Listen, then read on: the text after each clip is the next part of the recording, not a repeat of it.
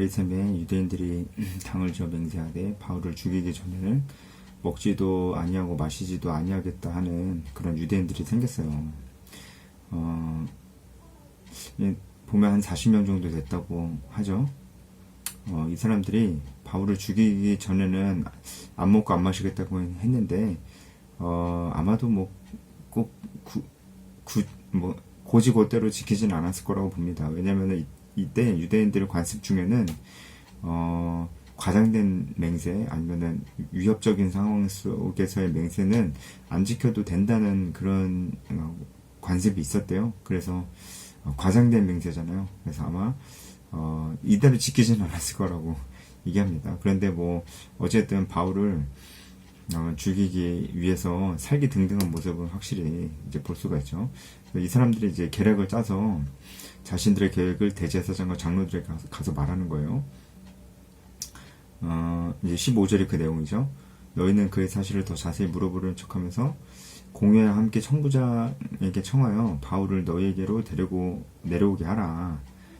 이 얘기는 뭐냐면 이 산헤드린 공의의 어떤 대표격이 되는 대제사장과 장로들이 당신들이 천부장한테 가서 바울을 다시 산헤드린 공의 앞에 설 수 있도록 바울을 우리에게 넘겨달라고 얘기를 해줘라. 이 얘기입니다.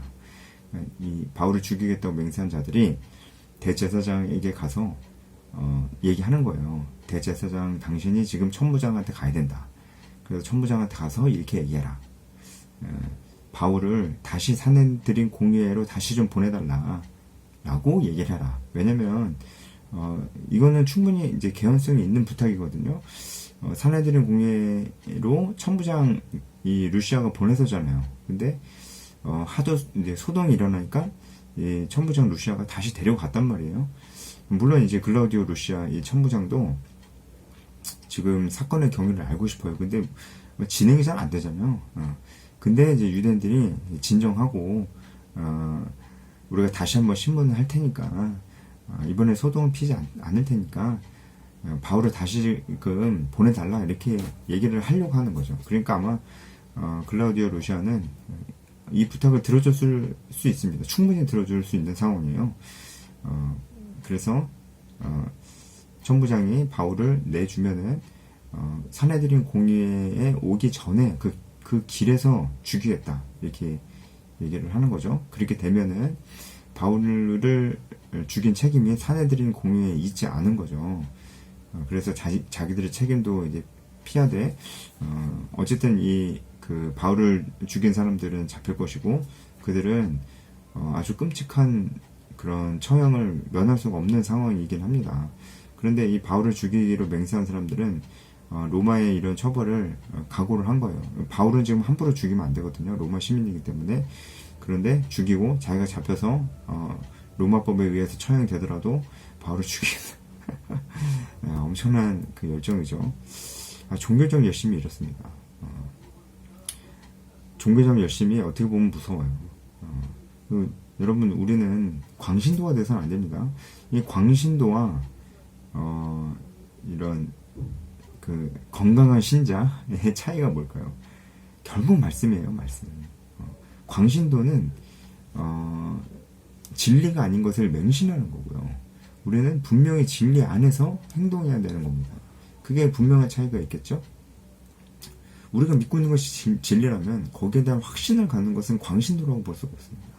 오히려 자기에게 어떤 확신이 없고 아무것도 믿지 않는 자들, 사실 세상에 아무것도 믿지 않는 자들은 없거든요.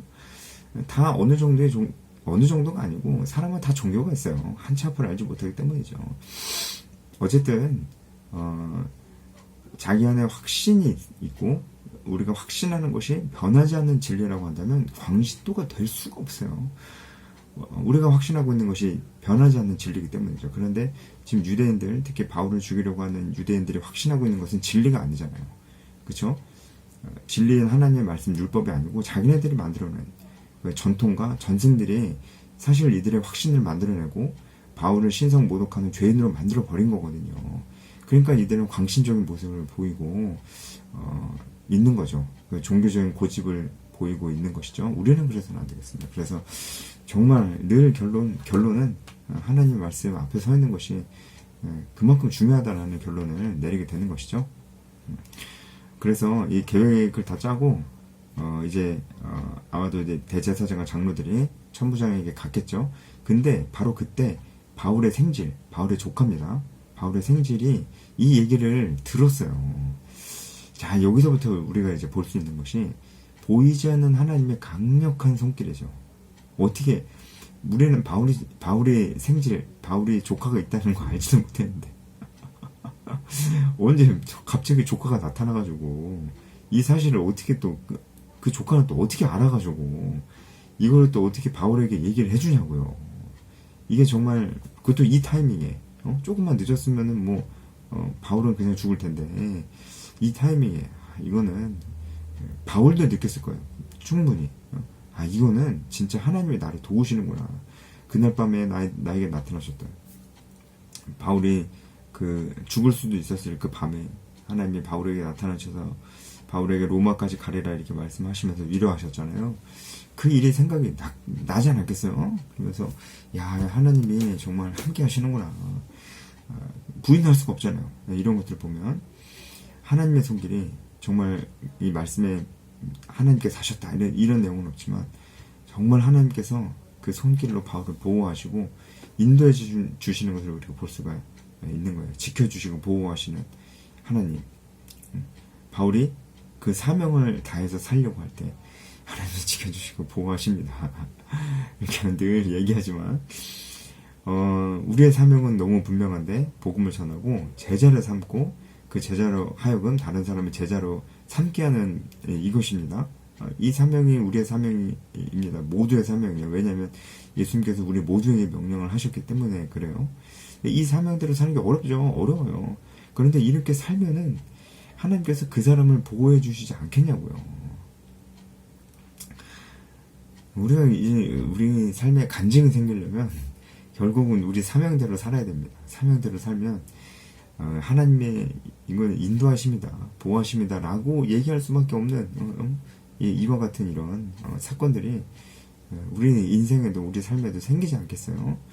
바울도 이제 그런 간증이 지금 하나 생긴 것이죠. 야, 이건 하나님께서 하셨다라는 생각이 들었을 겁니다. 바울의 조카가 어쨌든 이 예루살렘에 있었다는 거네요. 그러니까 많은 학자들이 이 조카는 바울의 누이의 누나 아니면 여동생이죠. 누이의 아들일 것이다 이렇게 좀 봅니다. 아무래도 바울이 바리새인이고 바울 집안이 바리새파였으니까 이 누나가 있었다면 누나도 바리새파와 결혼을 했을 것이고 그럼 충분히 예루살렘에 거주하고 있을 가능성이 이제 높죠. 만약에 그랬다면 바울이 가말리엘에게 율법을 배울 때에도 바울이 누나 집에 거했을 가능성이 높습니다. 어쨌든 중요한 건 아니고요.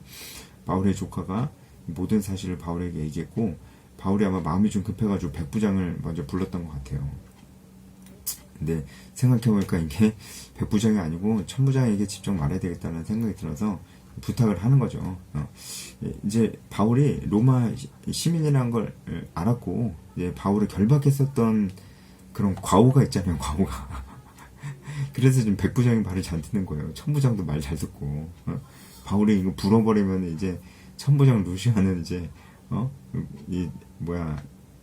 그 황제한테 하여튼 뭐 불이익을 당할 수 있거든요. 그러니까 하여튼 뭐 바울이 죄수인데 지금 죄는 정치 않았지만 어쨌든 감옥에 갇혔는데 백부장 오라가라 그냥 백부장이 가서 심부름 대주네요. 아무튼 이것도 하나님의 은혜겠죠. 그래서 천부장이 이 얘기를 듣고 나서 보니까 이제 20절이죠. 유대인들의 이런 바울을 암살하기 위한 이런 공모를 듣는 것이죠. 그래서 천부장이 야 이거는 이 유대인들이 바울을 진짜 죽일 수도 있겠다는 생각을 한 것 같아요. 왜냐하면 대제사장 아나니아는 그만큼 비열하고 폭력적이고 잔인한 사람이라는 것을 천부장도 알고 있으니까요. 이런 일이 진짜 있겠다라는 생각이 든 거죠. 그래서 이제 조치를 취하는 겁니다. 그래서 이제 22절에 천부장이 아무한테도 알리지 마라 라고 얘기를 하고 누가 알면 안 되겠죠. 백부장 둘을 불러서 23절에 밤 제3시에 가이사라까지 갈 보병 200명과 기병 70명, 창병 200명을 준비합니다. 밤 제3시니까 9시입니다. 9시. 밤 9시에 가이사라로 가려고 하는 계획을 세우는 겁니다.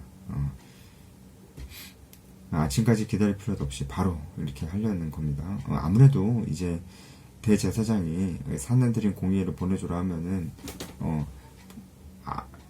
안 보내줄 이유가 없거든요, 사실. 그래서 안 보내주면서 시간을 끌면 들키는 위험이 있으니까 바로 그냥 가이사라로 가서 이 바울을 총독 벨릭스에게 보내버려야 되겠다, 이런 생각을 하게 된 것이죠. 왜냐면 총독 벨릭스는 가이사라에 있었고 총독의 사저가 가이사라에 있었거든요. 그리고 벨릭스는 로마 시민의 어떤 재판권이 있었고 이 지역이 또 벨릭스의 담당 관할 지역이기도 해요. 그래서 벨릭스에게도 책임과 권한이 있기 때문에 미룬 거죠. 천부장이 이제 총독 벨릭스에게 미룬 겁니다. 아몰랑 하면서 이제 미룬 거예요. 그러려면 이제 바울이 죽으면 안 되거든요.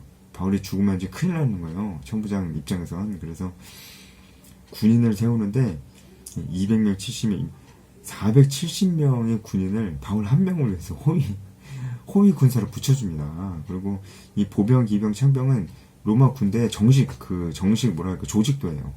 그러니까 아주 철저하게 동원한 거고요. 사실 이 천부장이 가지고 있는 병력의 절반 이상을 지금 동원한 겁니다. 사실 이때 천부장이라고 하면은 진짜 1000명이 있지는 않았어요. 한 600명, 700명 정도 있었습니다. 그러면 천부장이라고 했거든요. 그러니까 만약에 600명이라고 쳤을 때 470명이면은 3분의 2 정도 대동을 한 것이죠. 그만큼 이제 천부장이 많이 겁이 나기도 했고, 어쨌든 바울은 유대인들이 암살할 꿈도 못 꾸게끔 그런 상황이 되었고, 바울은 안전하게 가이사라로 갈 수가 있었습니다. 이 모든 말씀 속에서 우리가 발견할 수 있는 것은 진짜 하나님의 섭리죠. 하나님의 보호하심이죠. 우리가 진짜 사명대로 살 때 하나님이 우리의 삶에도 이러한 것들을 보여주시지 않을까요? 먹이시고 입히시고 하지 않으실까요? 사명대로 살려고 하는 하나님의 사람을 보호해 주시지 않으실까요? 그런 생각을 해보고, 물론 이제 항상 보호해 주시는 건 아니었어요. 바울이 많이 맞기도 하고 그랬으니까요.